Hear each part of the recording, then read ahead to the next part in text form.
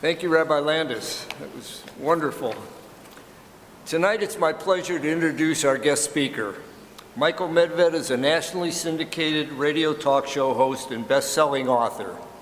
His daily 3-hour show reaches 300 stations across the country and an audience of more than 4 million, placing him for nearly 2 decades on the Talkers Magazine list of the top 10 political talk shows in the United States. Born in Philadelphia, Michael attended public schools in San Diego and Los Angeles before going on to Yale University at age 16 as a National Merit Scholar. He majored in American history and graduated with honors before attending Yale Law School, where among his classmates were Bill and Hillary Clinton. He wrote his first bestseller at age 26 and has written 12 additional books since that time. His most recent book, The American Miracle, Divine Providence in the Rise of the Republic, describes a dozen astonishing incidents in which luck, nature, or some higher power seemed to intervene on behalf of the young United States. In the book, Michael argues that a pattern of happy accidents is still a pattern, and sides with the founders in seeing America as fortune's favorite and destiny's darling. And I think tonight Michael will talk about that destiny and divine intervention from the standpoint of Jews in America. Michael's columns on politics and media appear regularly in the Wall Street Journal and USA Today, where he is on the board of contributors. His radio show that many of us listen to in Cleveland on 1420 WHK is billed as a #1 show on politics and pop culture. To that, I would add that he is the foremost advocate of Jewish values to a largely non-Jewish audience. Michael has been married for over 25 years to clinical psychologist Dr. Diane Medved, who is a best-selling author in her own right, and they live in the Seattle area where they raise their 3 children. I'm pleased to welcome one of the greatest Jewish voices on God's green earth, Michael Medved.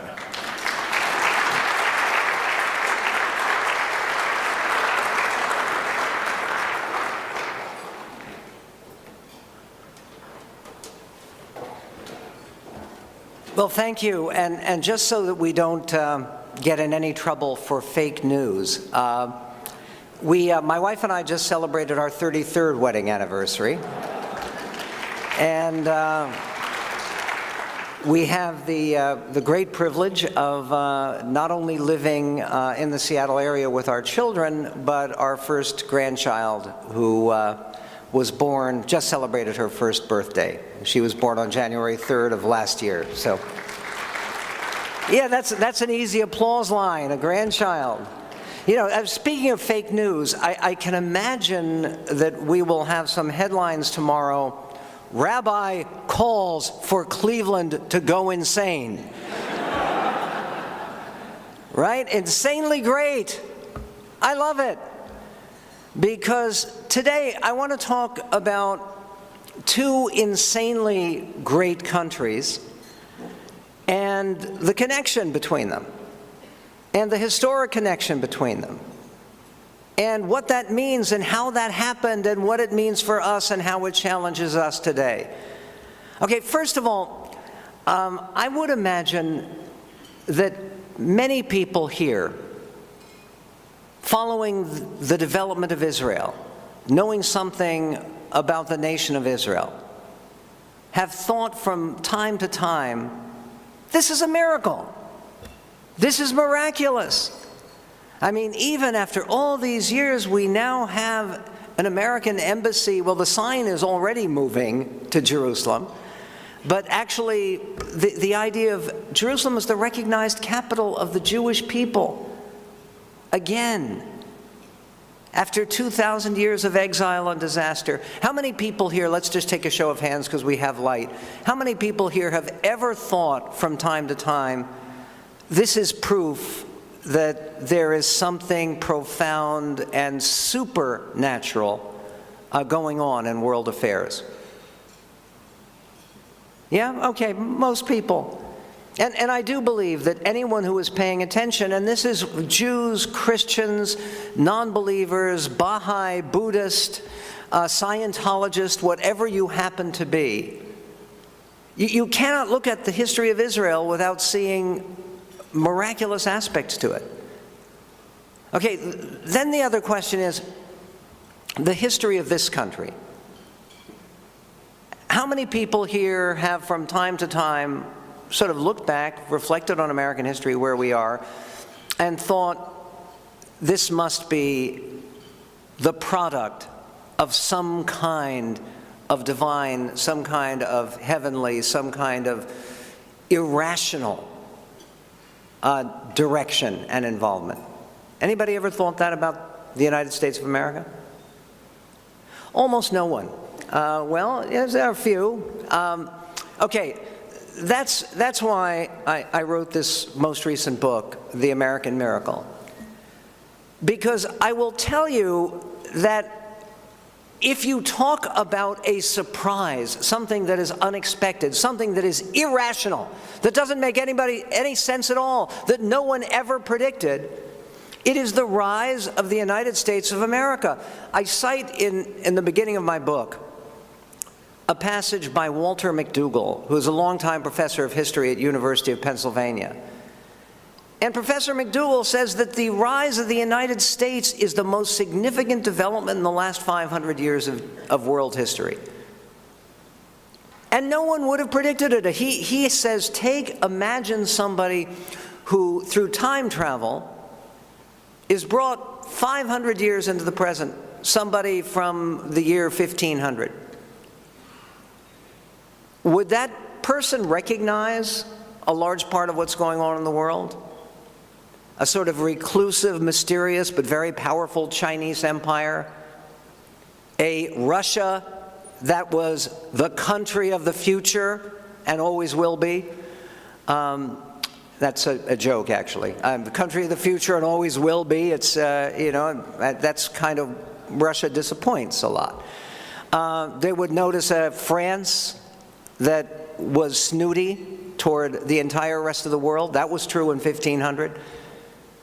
And yet really had no basis for it. You'd recognize everything. The one thing you wouldn't recognize is that the center of world civilization, the center of power in commerce, in ideas, in culture, certainly in military, is in North America. North America was an almost desolate, very lightly populated continent that basically had Neolithic populations on it only. And the idea of this country arising, it's irrational, it's strange. It has led people to believe throughout American history and all of our significant leaders that the United States was no accident. In fact, my book, The American Miracle, the original title I was working with a publisher on was America is No Accident. Because all of our leaders, going back to the Pilgrims, going back to John Winthrop, the Puritan leaders, going back even to the people who founded Jamestown in 1607, believed that they were doing God's work and that they were involved in something that had very, very strange aspects to it. One of the stories, which I'm not going to go into any detail in tonight, is told in my book, and it's amazing. It's amazing to me that children don't learn it. In the United States of America, one of the really dramatic and serious elements in our history was the California gold rush. Why? Because America suddenly had the world's largest gold reserves, and our economy became the dominant economy in the world after gold was discovered in 1848. Okay, so given that, do you know what else happened the same week that gold was discovered at Sutter's Mill? That was when Mexico signed over California to the United States. It's a pretty strange coincidence. But there are so many other coincidences linking America to Israel and the Jewish people. And I'm working on a book right now which is a sequel to This Favored Land. And one of the chapters that I actually just finished that I want to speak to you about was called the Abrahamic advantage, which is, you may remember that God in the Torah promises to the children of Abraham, those who bless you will be blessed, and those who curse you will be cursed. That has operated remarkably to America's benefit. Because the United States of America is so staggeringly unprecedented and totally unique in terms of treatment of the Jewish people. And then I know there are people there who are thinking, well, wait a minute, what about the anti-Semitism, and what about Leo Frank, and what about Father Coughlin, and what about people who said anti-Semitic things, and what about the fact that they used to have quotas at universities? All true. But compared to the rest of the world, let me give you one example. In 1790, our first president, George Washington, wrote a letter to he had received a letter congratulating him on his election as the first president of the new Constitution. He took office in 1789. His second year in office, he wrote a response to the Jewish congregation in Newport, Rhode Island, which at the time was one of the two large Jewish congregations in the country. At that time, the Jewish population of the whole United States was less than 0.1%. There were 2,500 Jews total in the United States.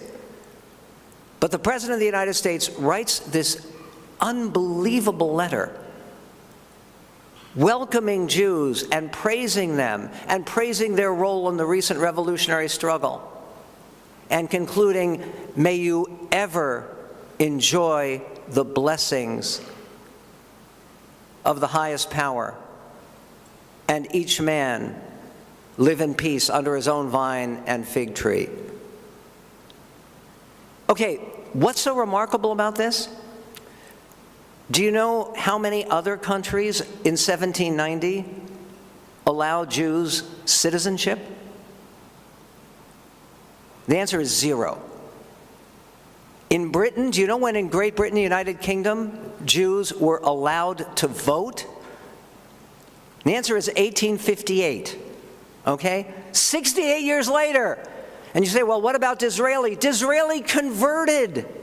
He had to become a Christian in order to run for parliament, because Jews were not accepted as subjects. They were not accepted as citizens.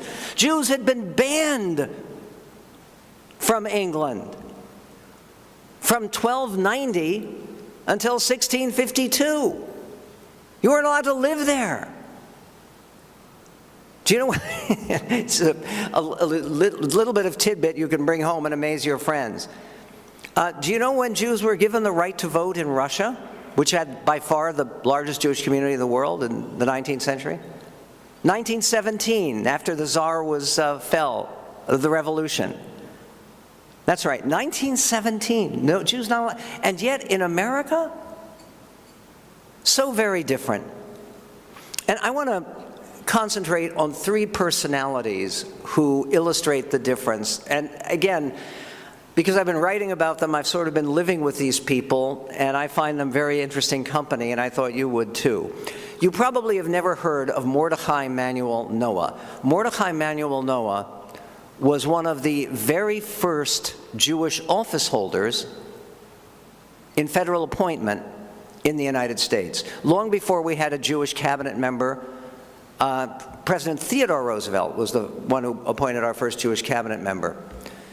We had Mordechai Manuel Noah, who had been appointed by President Van Buren to be our ambassador to Tunis.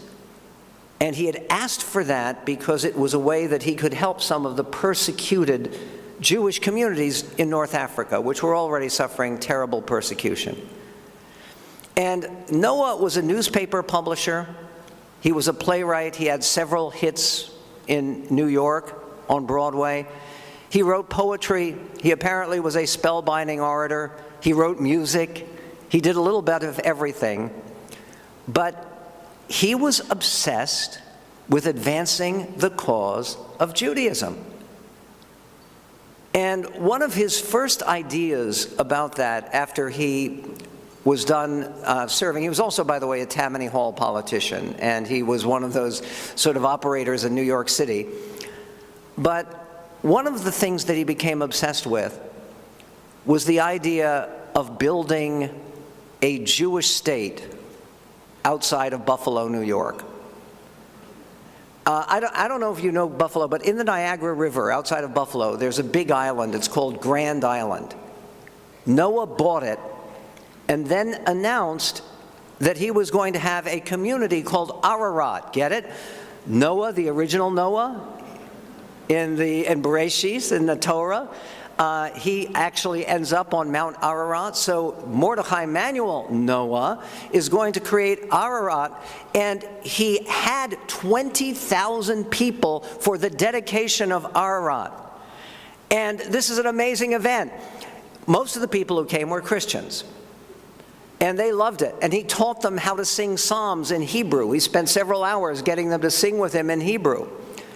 And part of what his idea of how we would populate Ararat is to open up as a refuge to persecuted Jews everywhere. They would come into this island, and he would lead the island as, by the way, the rock, that's the only part of Ararat that is still standing. You can see it there. It's on Grand Island in Buffalo, New York. And it's a 400-pound rock, and the inscription on it, it says, Shema Yisrael Hashem Elokeinu Hashem Echad, in Hebrew. And then afterward, it says in English, Ararat, a city of refuge for the Jews, founded by Mordechai Manuel Noah, judge and ruler in Israel, in the month of Tishrei, 5586, September 1825, and in the 50th year of American independence. Okay, his big hope for Ararat was getting the lost 10 tribes to move there. And he was convinced that the lost 10 tribes, and he wrote books about this and he wrote pamphlets about it, the lost 10 tribes were the Mohawk, the Onondaga, the Iroquois, and unfortunately he actually was negotiating with some of these tribal leaders. And the one thing that he was insisting on that they didn't like was circumcision. It ended the deal. So okay, Ararat didn't work. The only thing he ever built there was this big stone that has his name on it. But then he moved on. And in 1844, he wrote a book that became a little bit of a bestseller, in which he said America had been created in order to lead the Jews back to Israel. And the book went out everywhere, and he was lecturing everywhere, and he got very enthusiastic support. He got enthusiastic support from everybody except from Jewish people. But he was welcomed by Christians, and a president of the United States, our second president, John Adams, wrote to Mordechai Manuel Noah, and this is before he actually put this book forward. And Adams wrote to him a couple of things. He said, first of all, I will insist, writes John Adams, the Hebrews have done more to civilize men than any other nation. If I were an atheist and believed in blind eternal fate, I should still believe that fate had ordained the Jews to be the most essential instrument for civilizing the nations. They are the most glorious nation that ever inhabited the earth. That from our second president, first vice president, father of our sixth president. Amazing. And then he writes to Mordechai Manuel Noah, I could find it in my heart to wish that you had been at the head of 100,000 Israelites, indeed as well disciplined as a French army, and marching with them into Judea and making a conquest of that country and restoring your nation to the dominion of it. For I really wish the Jews again in Judea, an independent nation. Now, understand, he wrote those words more than 70 years before Herzl wrote the Judenstaat, the Jewish state. Amazing. Noah ended up inspiring somebody else, the second of the three people I want to tell you about. And the second of the three people I want to tell you about is, I am almost certain that no one here has ever heard of him. Some of you, I could see you were nodding, you had heard of Mordechai Manuel Noah. Anybody here ever heard of Warder Cresson? And the answer is no. He's really important because he was the first American who fought to make Jerusalem the capital of the Jewish people. And in fact, he was our first consul to Jerusalem. He was a weirdo. He was a very strange man. He was born into a very wealthy Quaker family in Philadelphia. No Jewish background at all. And he was a religious seeker. He made a lot of money. He married a beautiful woman. He had 6 children who he spoiled and who he taught at home. And he was somebody who read every religious document. He left the Quakers and became a Shaker. And then he became a Seventh-day Adventist. And then he became, for a while, a Mormon. And then he became, for a while, well, he lived in Philadelphia, good place for Quakers to live. And he lived in Philadelphia, and he was famous because he had a very, very thick beard. And you can see there are only 2 photographs of him, but one shows the beard. It's down to his belt. I mean, he's serious. And he has burning eyes. And apparently he had a booming voice.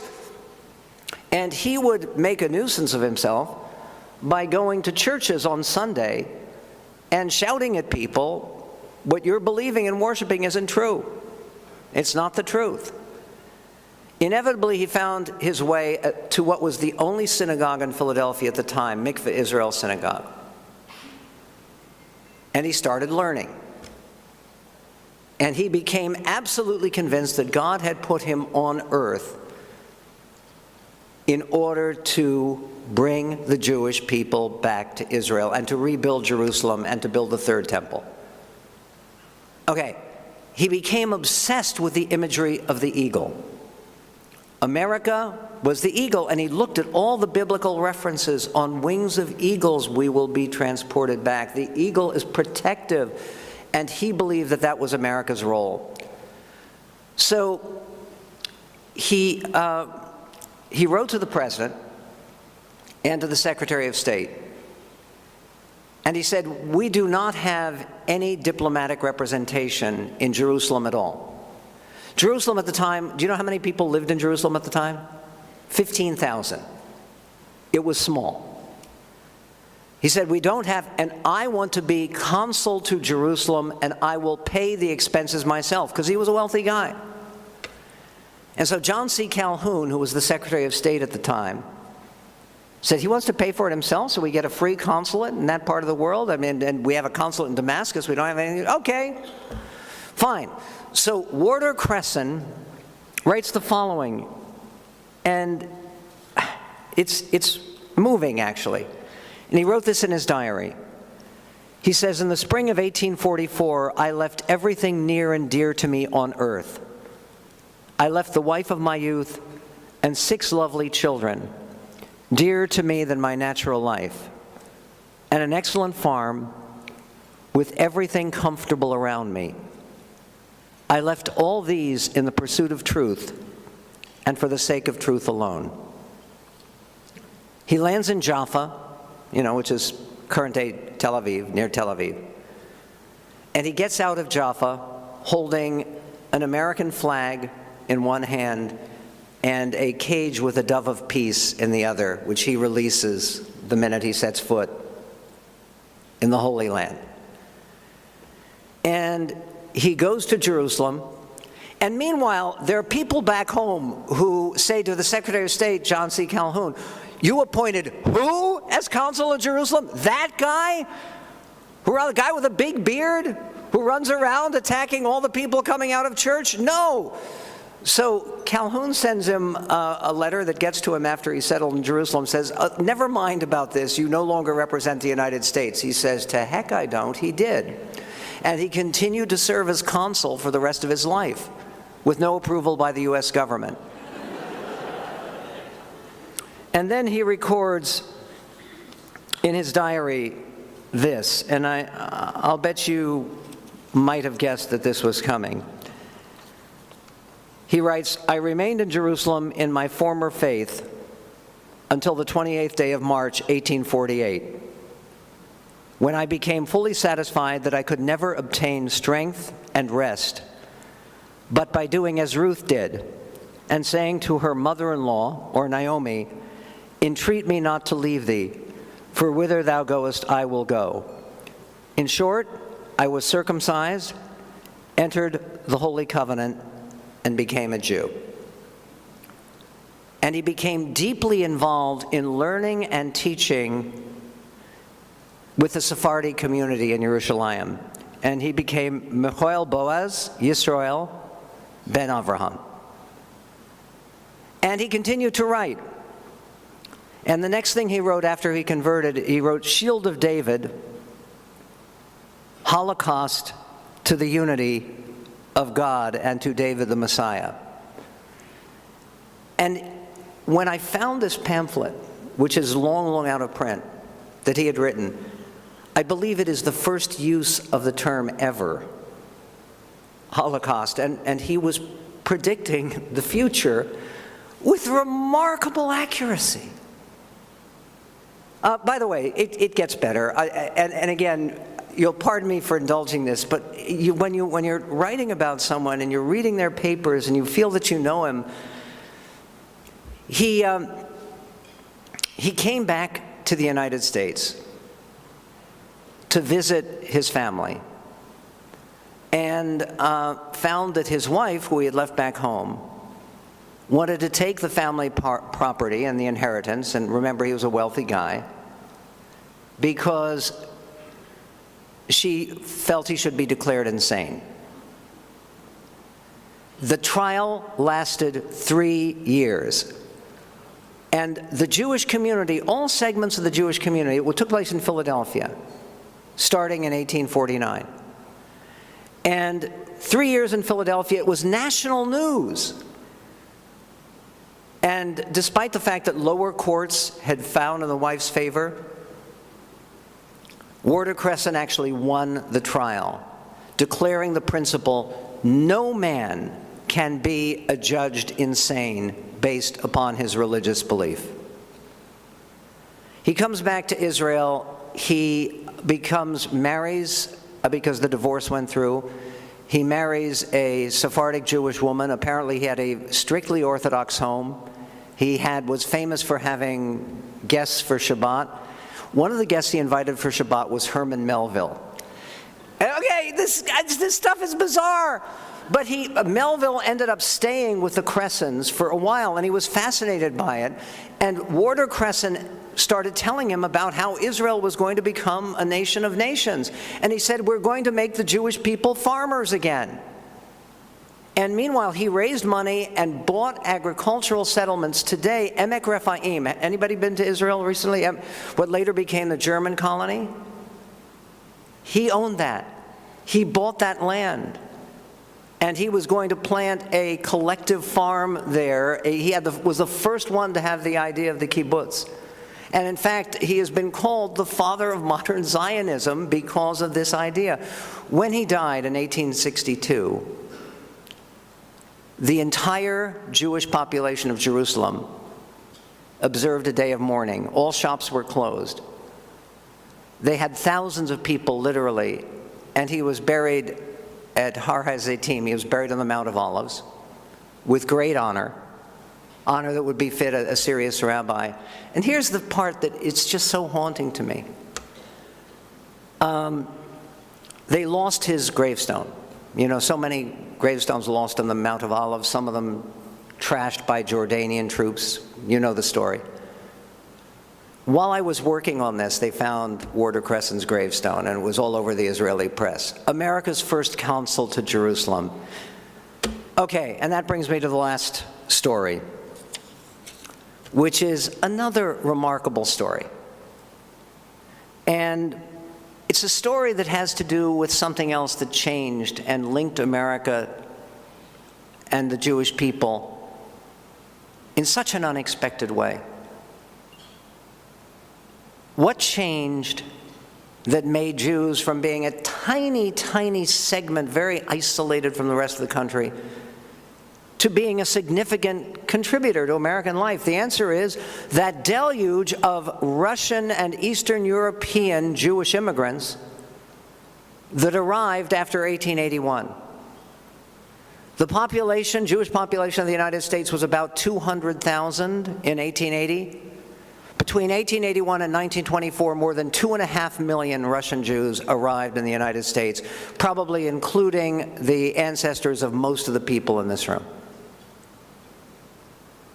And that was all a product of the assassination of the Tsar, which is another fascinating story because that led to terrible pogroms and terrible persecution. There was a brilliant Jewish intellectual in New York who had been totally removed from anything Jewish, but who wrote her first book of poetry at age 17, which was hailed by Henry James and Ralph Waldo Emerson. Emerson wanted to meet her, and did. Said this is the greatest poetic voice of her generation. And it was amazing because she was a woman. And she was a very elegant woman and somebody who had a real presence. And she did, very early in life, she did a tour of Britain where she read her poetry, and she was hailed in Britain as a major American talent. And she never hid the fact that she was Jewish, but she didn't care about it until she started seeing in New York this horde of destitute, desperate refugees, mostly from Russia, because Poland at that time was part of Russia. The name of the woman was Emma Lazarus. And Emma Lazarus felt, in a way, that God had spoken to her. She said that God had spoken to her.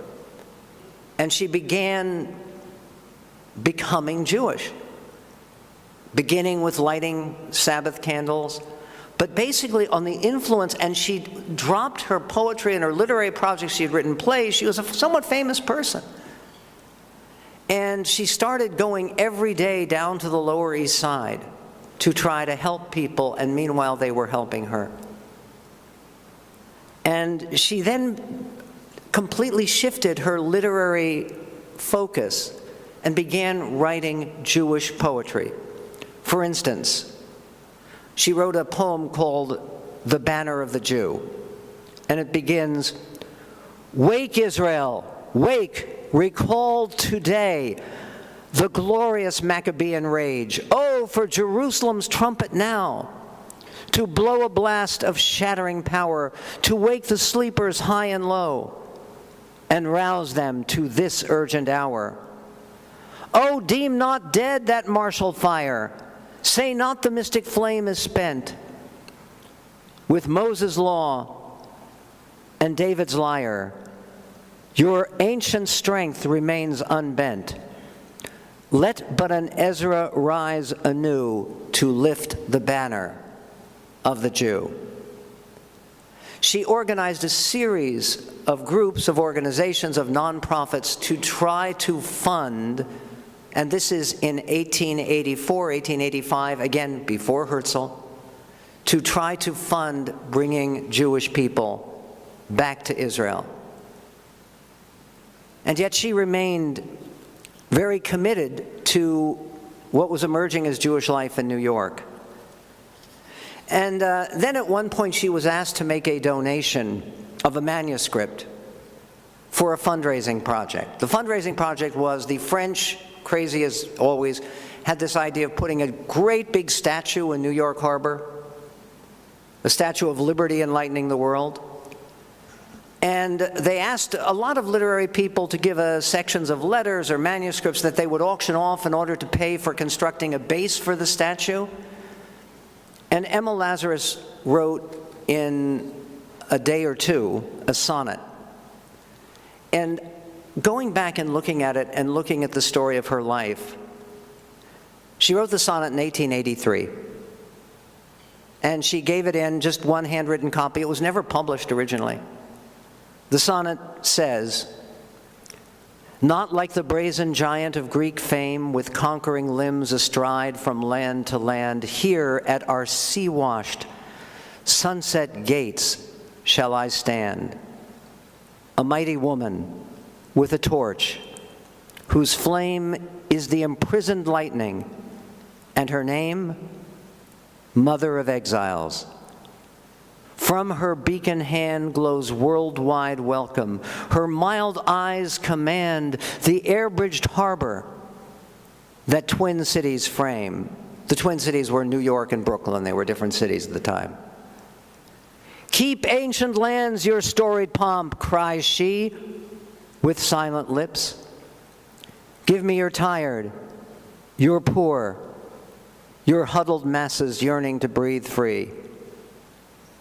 The wretched refuse of your teeming shore. Send these, the homeless tempest-tossed, to me.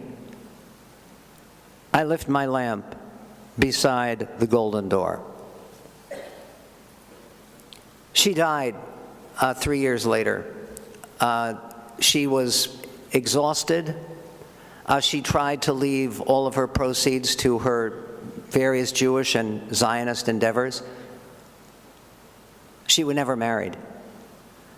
And it was 20 years after her death that they took her words and inscribed them in the base of the Statue of Liberty, where they are to this day. Now, what is all this? What all of this is the romance of Jews for America, which is real, which I saw with my grandparents, all of whom were born abroad, which you have seen. There has been a love for America by Jewish people, but it's two ways. It has always gone two ways.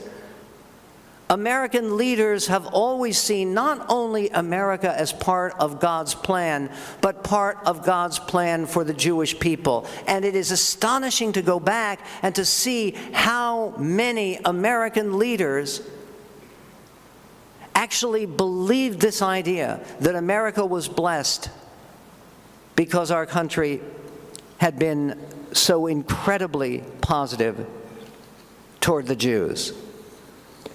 And again, to go back very, very early, 1798,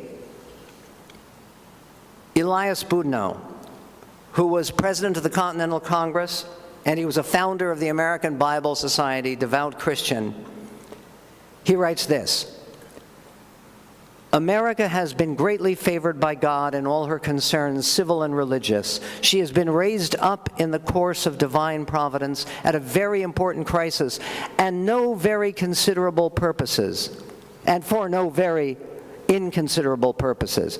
She stands on a pinnacle. She cannot act a trifling or undecided part. Who knows but God has raised up these United States in these latter days for the very purpose of accomplishing His will in bringing His beloved people to their own land." And for people who doubt the miraculous and fated and providential aspect of all of this, try to do what I refer to in this book as the Bedford Falls experiment. Everybody's seen It's a Wonderful Life, right? Great Hollywood product. Remember, George Bailey gets an example of, okay, what does your life mean? Because he sees what life would have been like without him. Is it even conceivable that the Jewish people would have survived in any meaningful sense, let alone built a new Jewish state, if the United States of America hadn't existed? One last quick story. You know that Harry Truman had to overcome the will of his own State Department and Department of War. It was then the Defense Department already. In 1948, in May, to recognize Israel. Truman recognized Israel 12 minutes after the Proclamation of Independence. And later, after he left the presidency, in November of 1953, his old business partner and wartime buddy in World War I, Eddie Jacobson, his Jewish partner from Independence, Missouri and Kansas City, took Harry Truman to Jewish Theological Seminary in New York to speak to a bunch of rabbis. And Eddie Jacobson was doing a flowery introduction, and he said, and so I'm so pleased to introduce President Truman. He's now the ex-president. He had left the presidency a few months before. I'm so pleased to introduce President Truman, who was one of the people who was most instrumental in founding of the State of Israel.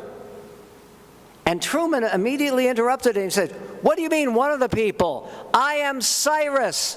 I am Cyrus. He said it. He thought it.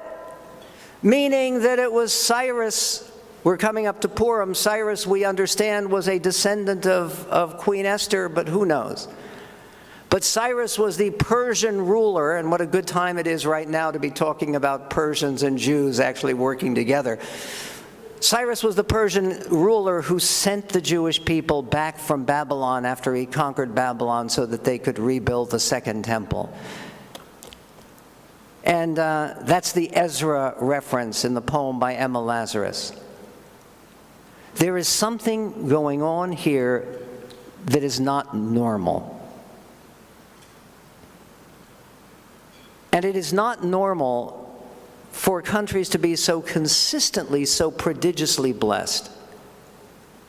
That has been the case for the state of Israel. When I go back to visit my brother in Jerusalem, if you look at the progress, the way people are living, the building here, and by the way, it is phenomenal what you see here in Cleveland with this community and with this organization.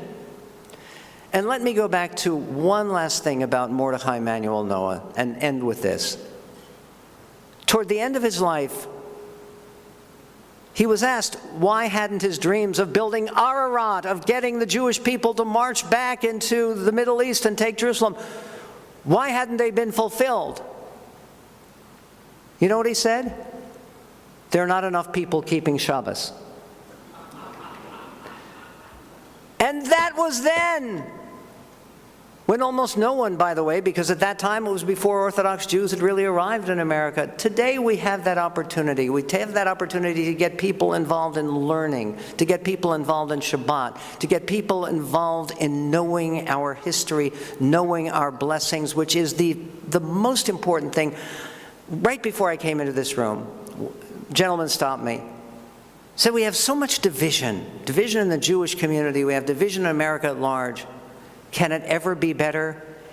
The answer is yes, if we understand how much we have to be grateful for.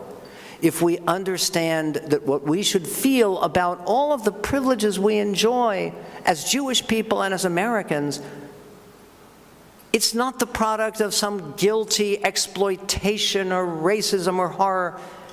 It's the product of being part of a bigger plan. Not because we're so great, but because we are going to be and are meant to be so useful, so instrumental. Lincoln spoke all the time, that's one of the stories in American Miracle, about being God's instrument. May HaKadosh Baruch Hu, may God Almighty continue to use us all, Jews, Americans who aren't Jewish, particularly the partners in Torah right here in Cleveland, Ohio, to continue building and making worthy all of the people in this community and throughout these two greatest nations on God's green earth. Thank you very much for your attention.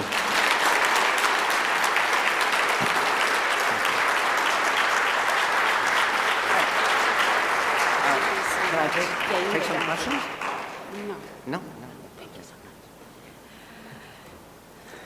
Thank you, Michael, for such inspiring words of Torah, about the United States, about Israel, and about unifying us through Torah. Thank you again for coming to this amazing city of Cleveland, insanely amazing city of Cleveland. Michael will be available where books will be sold to sign in the atrium. Ma'ariv will be, there's room over here. We need a minion for Ma'ariv following the program. And thank you all for coming and supporting Partners in Torah. And hopefully we'll all see you on Tuesday at the next learning at the Federation. Thank you so much.